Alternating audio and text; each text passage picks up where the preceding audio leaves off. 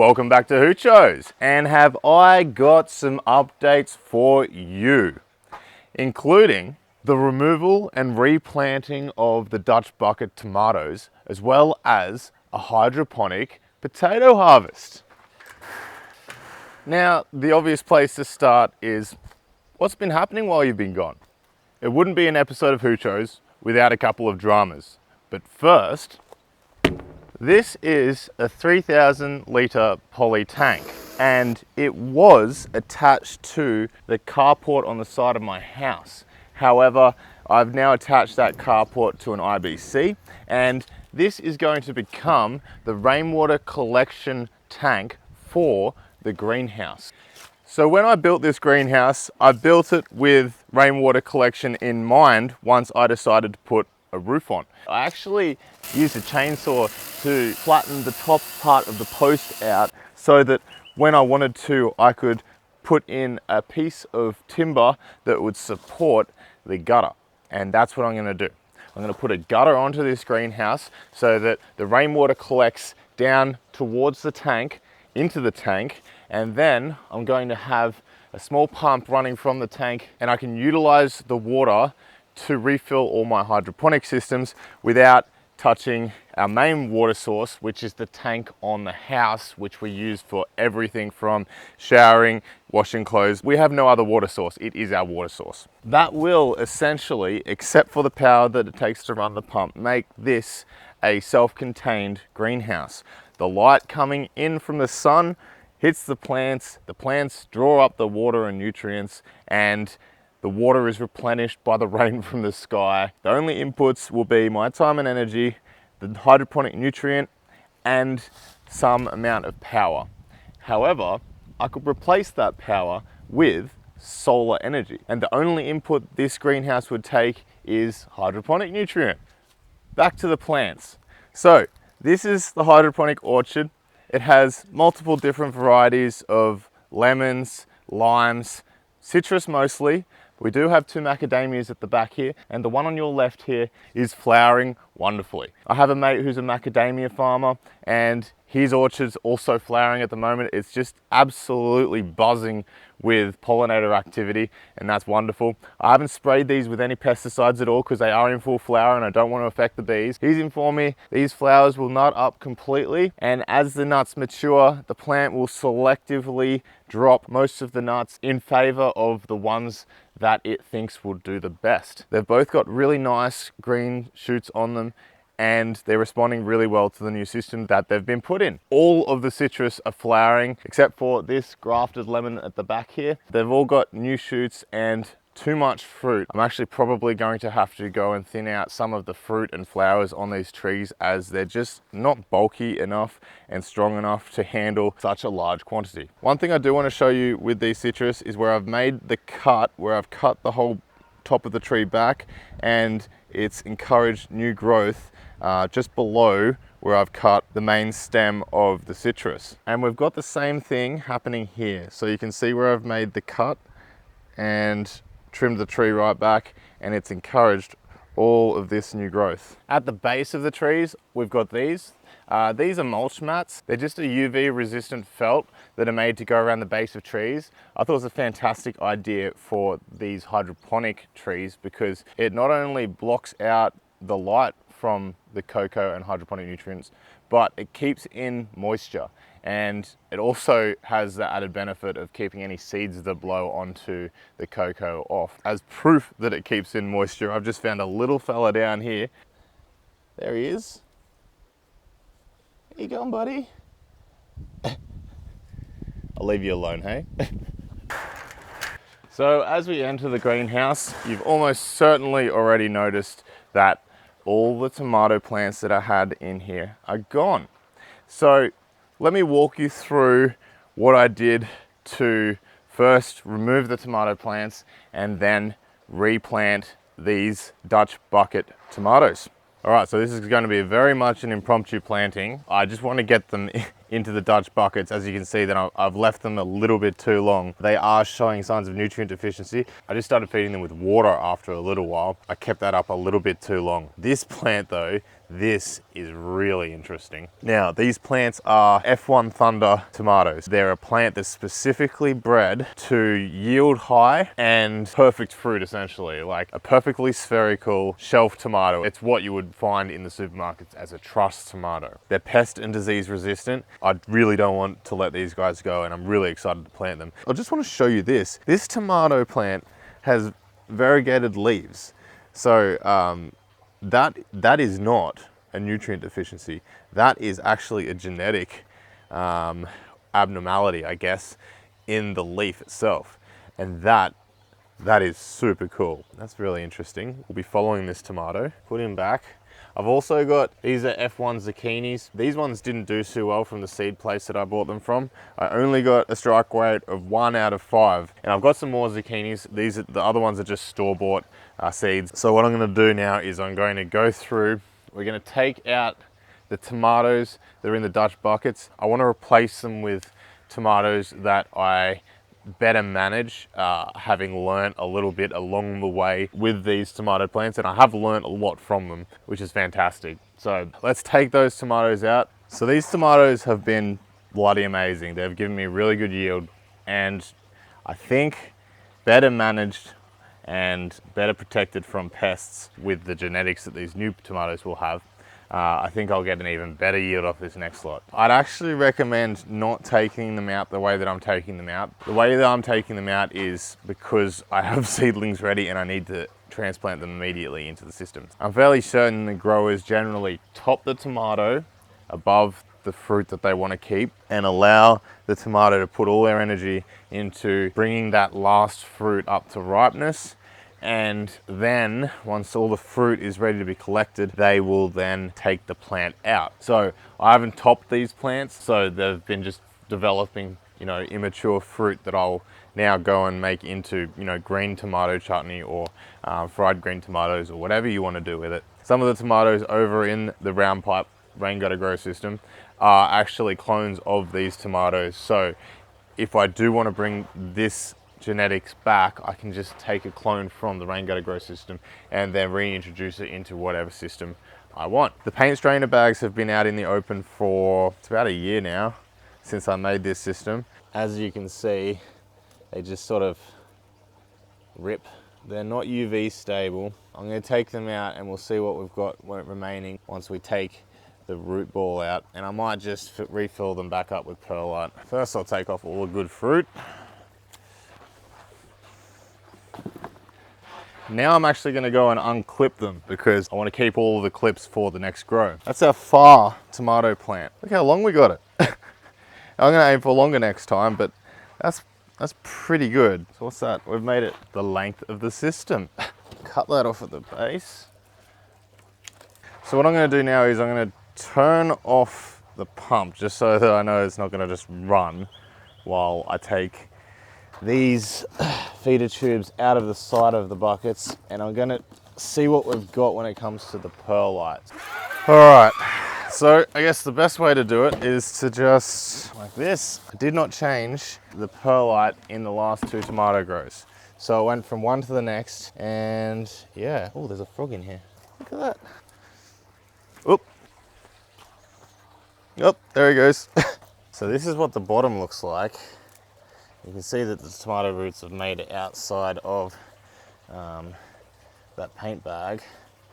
But I reckon I'll be able to reuse this paint bag because the top's the only part that's brittle because of the UV. But this is the bottom of the bucket. You can see how well that panda film's worked compared to the paint. Let's pull it apart like that. Rid of the roots. I'll just turn this inside out. Go back the other way. Hopefully, I'll get away with just doing this. There's the roots. Look at that. That was easy as. I'm just going to reuse this perlite. I'm really happy with it. It's amazing that such a large plant and so much fruit can come from that. It doesn't need a large root mass because it's supplied with everything it needs without having to go searching for it.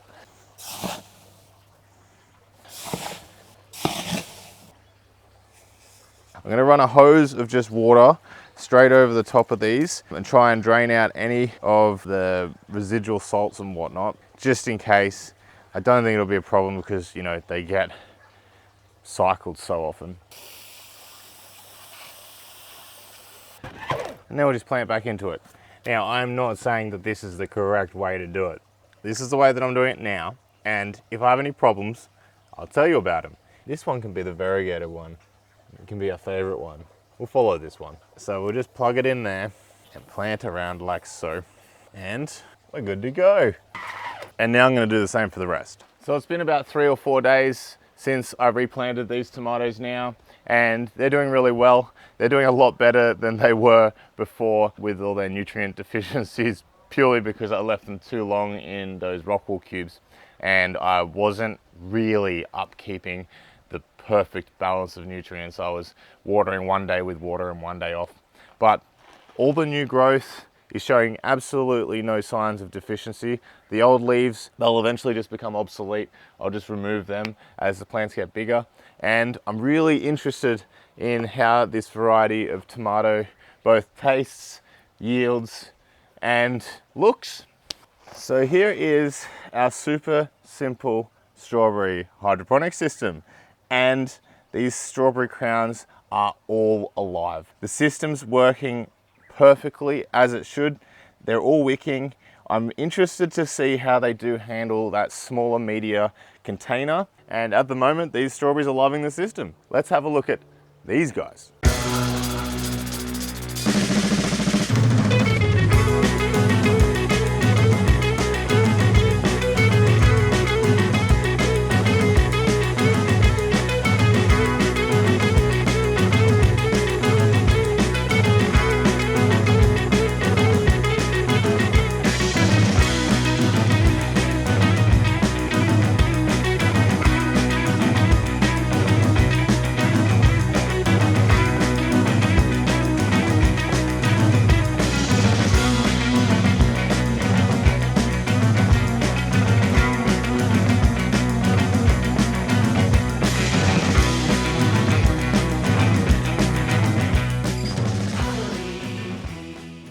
Now this is the round pipe rain gutter grow system that we made in this video over here. These tomatoes are super healthy. Now I've got 2 varieties of tomatoes. I have the black crims. You can actually tell they're the shorter ones. So you've got a black crim here, a black crim here, a black crim here and here and here and over there. And another variety of tomatoes, I'm actually not sure of the name. However, it is a variety that is a truss tomato. Whatever these things are called, the really nice symmetrical fruited tomato. So these get really large. They get, well, relatively large for this type of tomato. About that big, yeah, about that big.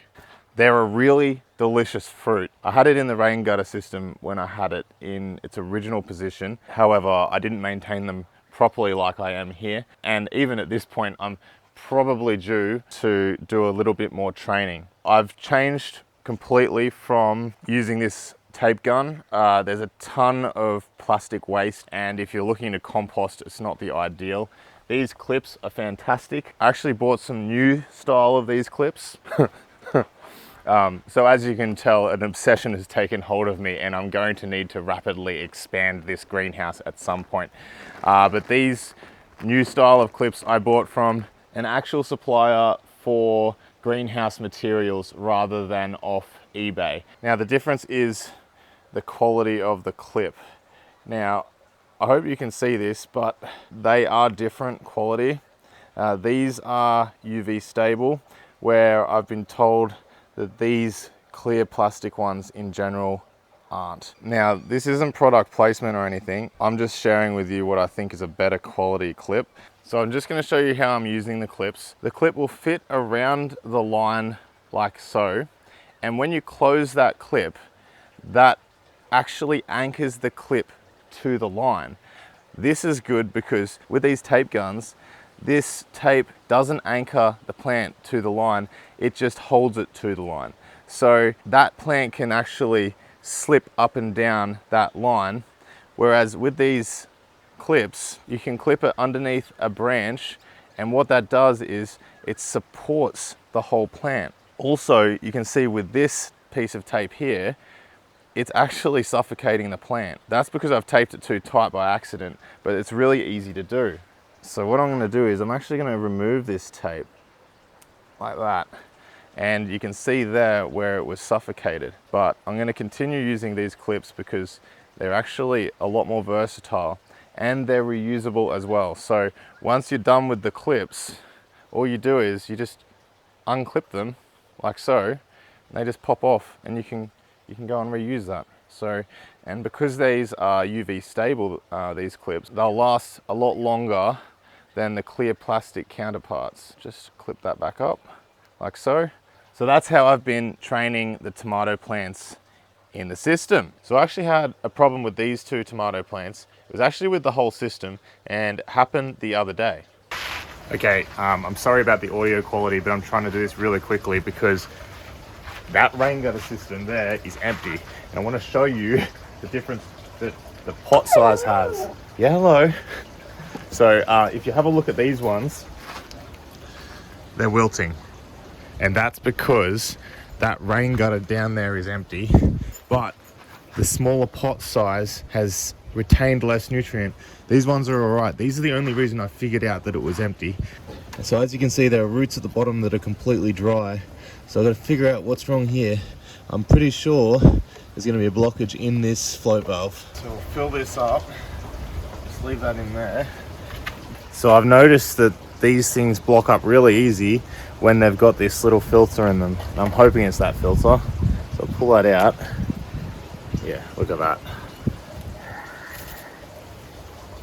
All right, that's unblocked now. Put it back together. This up. Yeah, and that's refilling from the float valve. So I'm just gonna water these guys from the top because they're looking a little bit sad at the moment. So I'm using a half-strength hydroponic nutrient for this. I even thought about just using water just to rehydrate them. So that's something to look out for. So as you can see, the two tomato plants have bounced back. I'm really happy that the new growth, which was really limp and still is a little limp, hasn't shown any signs of nutrient damage so far. It has only been about 16 hours since that happened, so I may be speaking too soon there, and I hope that I'm not. But it did provide some insight into the usefulness of having larger wicking containers that the plants are growing in. So that's an interesting insight.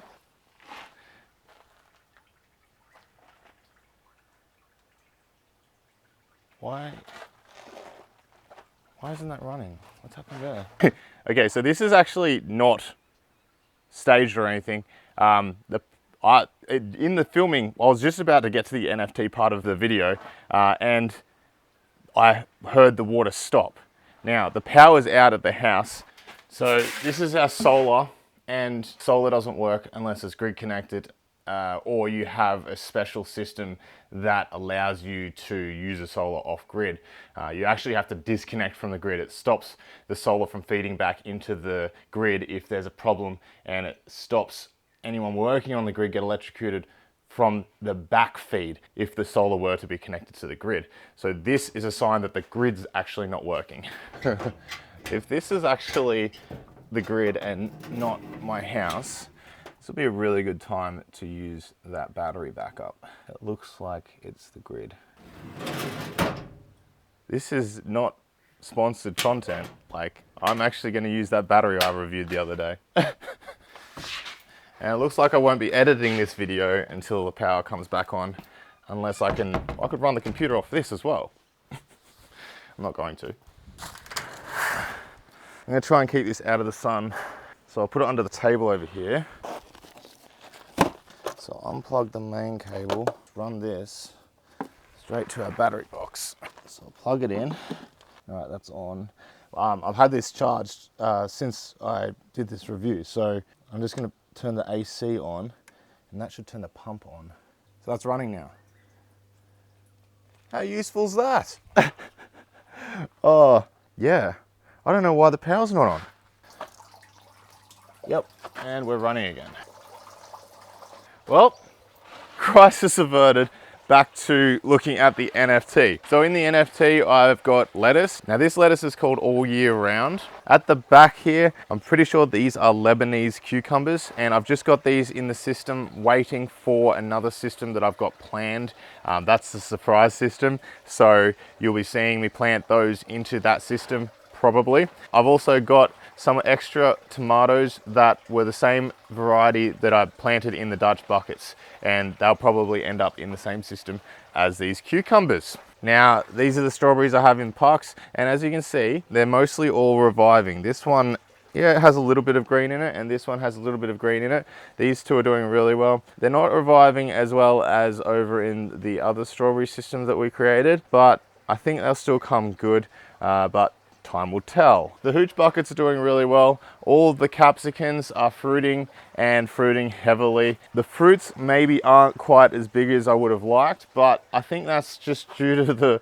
amount of media and the root size. So perhaps it might be better for a larger style of bucket for the caps. The eggplants are fruiting really nicely. Now with the eggplants, I'm doing almost the same thing as I'm doing with the tomatoes. I'm supporting them with those tomato clips, and I'm also taking off all of the suckers. So I'll go along and I'll remove the sucker that isn't on the main stem, and I'll grow it up almost identical to the way that you remove suckers on the tomato plants. Just like the tomato plants, the structure is very similar, unlike the capsicums, which tend to have that crown at the top, and you support them in a different way. Now, before we head over to the potatoes, we've got the root vegetable system. Now, I'm having a mixed bag of results with this system. The red onion at the front here, I'm getting every now and then some pop up. It's California red.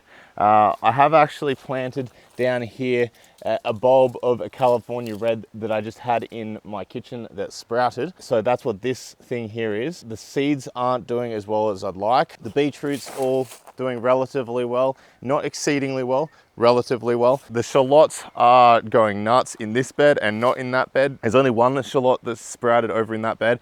I have no idea why. The raspberries have been putting out a ton of leaves, and I'm really happy with how they're going.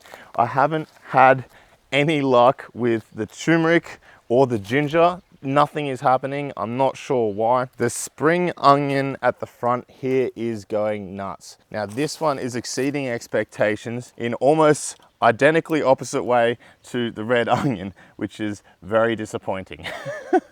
Over here, we've got the radish, and as expected, as a sprinter in the vegetable family, it's come ahead and is leafing up just amazingly. These things are just vigorous growers. Really happy with how the radish is coming through.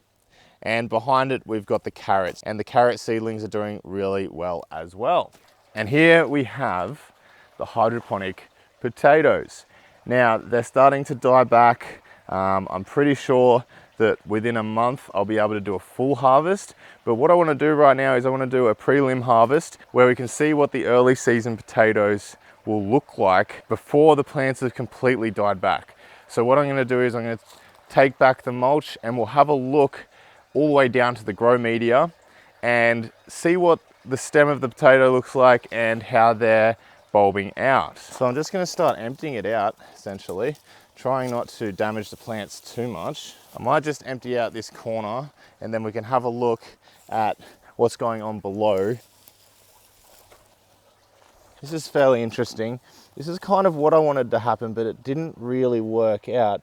As you can see, there's a potato developing on the stalk of this plant. Now, what I actually wanted to happen was for the potatoes to develop all up the stalk of the plant, and that hasn't happened. And I think it's because of the density of the material that I'm covering up the stalks with. You can see this here. That is the root of a potato. Those are the developing potatoes on the end of that root. That is interesting. That's really cool, actually. All right, so let's dig it up a little more. Let's have a look at the base of these plants, what's happening. I'm getting into the roots now, and there's the first potato. Look at that.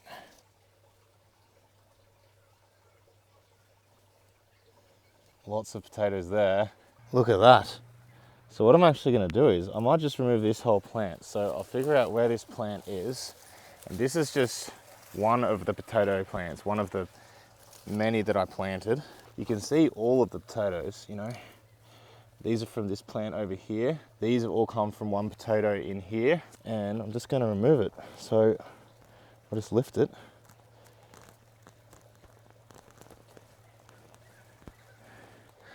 And that is a hydroponic potato plant.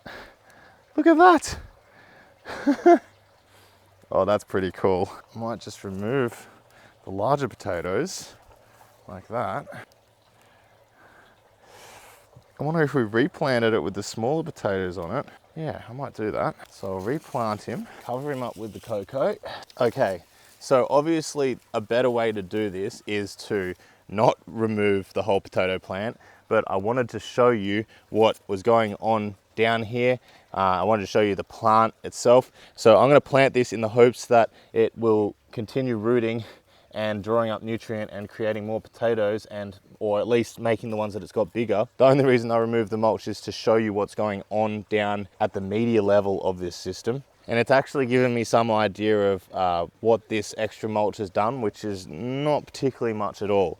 I would need a heavier substrate, I think, to make them put out potatoes on the sides of the potato plants. If you were going to make this system, I'd probably recommend just sticking to maybe the one level of mulch over the top of your cocoa.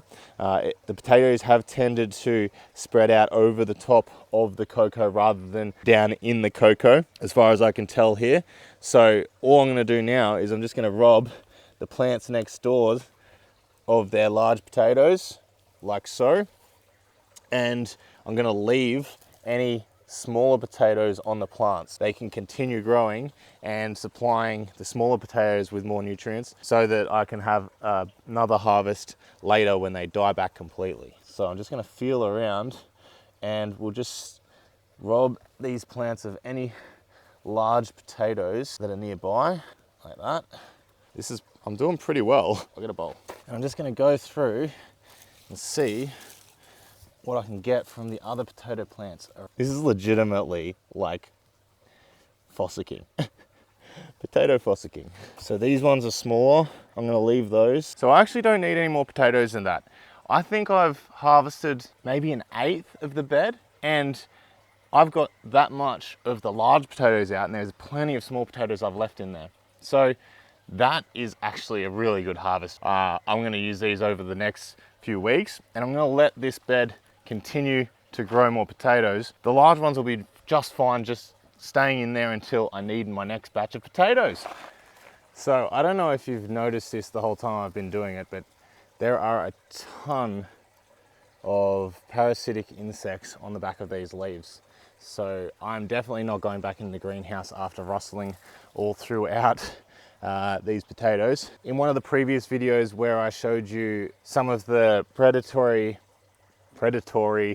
ladybugs that were on here, I actually made a mistake, happily corrected by Rob Bob from Rob Bob's Aquaponics channel.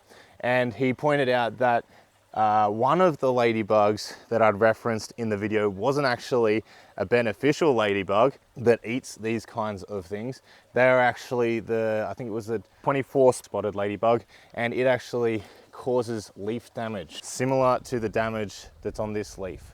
So they eat the leaves of the plants, and I'm really happy to be wrong because now I know better. This is what the beneficial ladybugs look like, and this is what the 24 spotted ladybug looks like. These potatoes are actually being infested, so I don't think they've got long to live. I'll let them produce what they can produce, and then I'll let them run their course, and we'll do a full harvest and weigh at the end. I'll weigh these now so we know what I've collected, and then we can do a full yield in an upcoming update video. I was just going inside to get some scales, and the power's back on, which is good. It means I can take off the battery pack, and I don't think I would have had a problem. I think it was just they might have been doing some minor work on the lines, and it was only out for half an hour, so I didn't really need to put the battery pack on at all, but it's nice to have that option, I guess.